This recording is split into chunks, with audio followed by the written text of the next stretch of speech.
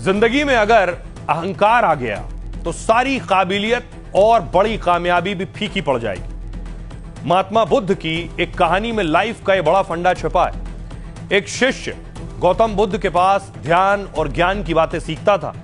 कुछ सालों में उसे लगा कि उसने सारी विद्या हासिल कर ली।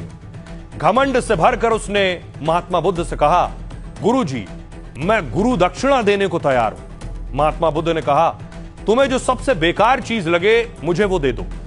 शिष्य बेकार चीज खोजने निकला।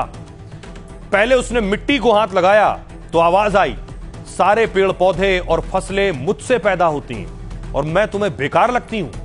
अब उसने पत्थर उठाया तो आवाज आई, बड़े बड़े घर दुकान किससे बनते हैं? मंदिरों में जिस मूर्ति के सामने सिर झुकाते हो वो किससे बनती है?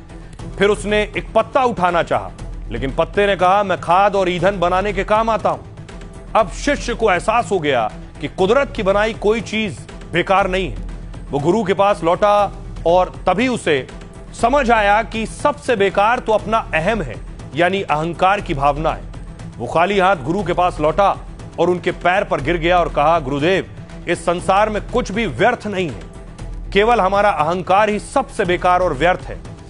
उसको आपके चरणों में समर्पित कर रहा हूं। महात्मा बुद्ध मुस्कुराए और कहा, तुमने दुनिया का सबसे मूल्यवान उपहार दिया है। इस कहानी में फंडा छिपा है कि जब हम अपने भीतर के घमंड को छोड़ देते हैं तभी हम सच्चे ज्ञान और शांति हमें मिलती है।